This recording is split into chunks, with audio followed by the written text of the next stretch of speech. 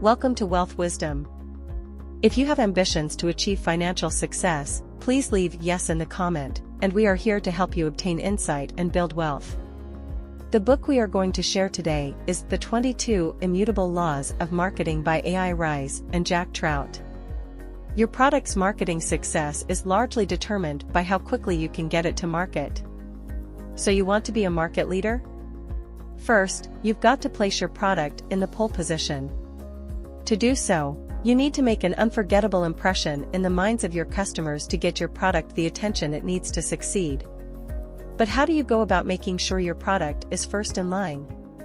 The law of leadership states that to win the race for market leadership, you need to ensure your product is the first of its kind on the market.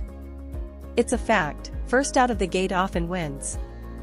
Yet while being first can help you establish yourself as a market leader, it's not the only way to the top.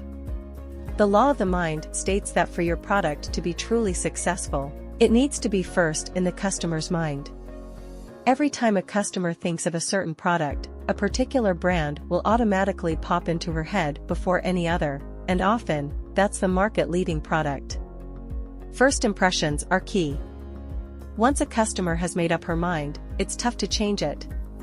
But why is a set customer's mind so hard to influence? One reason is that brand names often become synonymous with their products. In the United States, people often say Xerox when they mean photocopier, and if you need a tissue, you might ask your friend for a Kleenex. Market leaders always have powerful brand names. Once a strong brand is etched in a customer's brain, it's tough to erase it.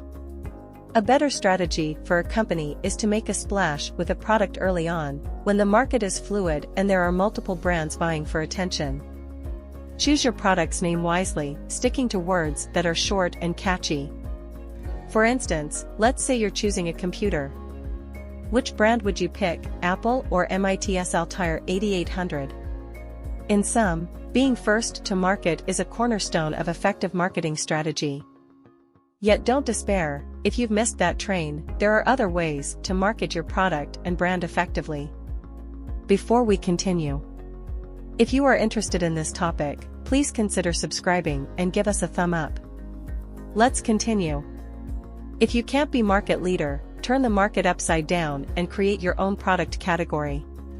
So whether you make computers or soft drinks, if another brand is the market leader in your product category, it will be a struggle to change that fact, but this doesn't mean you should close up shop.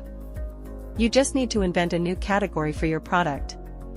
The law of category states that when you come up with a new category for your product, you'll by default be the first in that category. And as you now know, being the first to release a product in a market category gives you a head start to becoming the market leader. What's more, starting your own category means that you won't have any competition, at least for a while. For example, in 1971, Charles Schwab opened a brokerage firm at a time when the field was already flooded with comparable companies. Yet to combat this, in 1975 Schwab came up with a new category, the discount brokerage. The result? Schwab became the market leader, with a client base that multiplied in just a few years. But there's another option for companies that find themselves directly behind the market leader, in undesirable second place. The law of the opposite states that to succeed, you need to compare your company with the market leader, painting your competition's strengths as weaknesses. If the competition has been in the leadership position forever, you could then describe the company as old, outmoded, and conventional. In contrast, your company is young, modern, and revolutionary. Pepsi used this strategy in its attempt to knock Coca-Cola from its primary market position.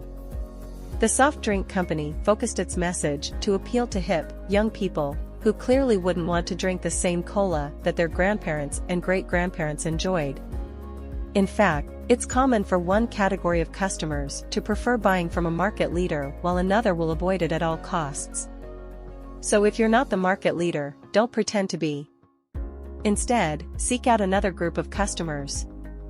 Boost your brand by owning a word, but don't get greedy and try to claim the words of others. Sure, a company can own physical goods like factories and machines. Companies also own their logos. Yet did you know that a company can also own a word? In this sense, a company owns a word when a customer says that word and immediately associates it with the particular company. For example, when a US consumer thinks ketchup, he probably thinks Heinz. This company's powerful brand has created an automatic association between its name and its product. This is the essence of the law of focus. To get potential customers to buy your product, you need a catchy, sticky way to describe it. Nothing makes for more powerful marketing than a simple word that a customer can immediately connect to your brand. So when your company owns a word, you've secured a place in your customer's mind. Words that work the best are often those that make clear a specific, focused benefit to a consumer. For example, Swedish car manufacturer Volvo is practically synonymous with the word safety. But not all words are up for grabs. To stay clear of the courts, you need to remember the law of exclusivity, which states that you should never use words already owned by another company. It really isn't in your best interest to use words already associated with a different brand, but how could doing so really hurt a company? It's true that if you use other companies' words, potential customers might see your company as an imposter. But even if this isn't the case, it's close to impossible to reclaim words already owned by another brand. For instance, the Energizer Bunny, a plush pink rabbit powered by batteries that never died, was the battery maker's attempt to grab the concept of long-lasting from competitor Duracell. But the strategy was doomed. No matter how many funny bunny ads Energizer ran on television, consumers still associated Duracell with the words it already owned. In marketing, less is more, but there's a trick to staying ahead during inevitable product expansions. Customers love choice. While this fact may make expanding your company's product line an obvious decision, in doing so, you could lose both market clout and cash. But how? According to the law of sacrifice, successful marketing means giving something up. So if you're a generalist, the smartest move is to reduce, not expand, your line of products. Remember this, the more products you offer, the less time you can dedicate to making one truly successful product. Brands that specialize in just a few products develop a stronger market profile. In retail, for example, the most successful companies are those with a specialty, like Foot Locker, which sells athletic shoes, and The Gap, which focuses on casual clothing. In contrast, the retailers that are suffering the most today are department stores that sell practically everything. The law of sacrifice also says to limit your target market. Trying to appeal to everyone will only hurt your product's reputation. Pepsi used to market its cola to teenagers, a focused strategy that was successful. Yet then it switched its message, attempting to appeal to the mass market. This strategy failed, as its main competitor, Coca-Cola, already had a generalist message. But even if you need to split and grow your product line, there's still a way to maintain market dominance. The law of division states that over time, every product category will break into several different categories. So how do you keep your brand profile strong throughout? To stay relevant, give each new product category its own, distinct brand name. This works well, as consumers prefer buying different products or services from different companies or brands. General Motors, for example, created several new brands when it diversified its automobile lines, focusing on different customer categories with brands like Chevrolet, Pontiac, Oldsmobile, and Cadillac. The result? The company remained a market leader in each of its categories. 3 things bring a brand down: blind arrogance, falsely predicting the future, belief in infallibility. A successful brand can find itself in a precarious position, as success can lead to arrogance. And an overabundance of arrogance can be even the most successful company's undoing. The law of success states that being arrogant can blind a company, leading to decisions, or a lack of, that can weaken a strong brand. For example, a company can become too sure of itself and its market position, thinking that its brand can sell anything. As a result, it expands its product line haphazardly, weakening the brand. Also, arrogant company executives can be guilty of shooting down ideas that aren't in line with their own, leading to company missteps. Ken Olsen, the founder of Digital Equipment Corporation, DEC, in the mid-1970s was offered an opportunity to focus on a new product category, the personal computer.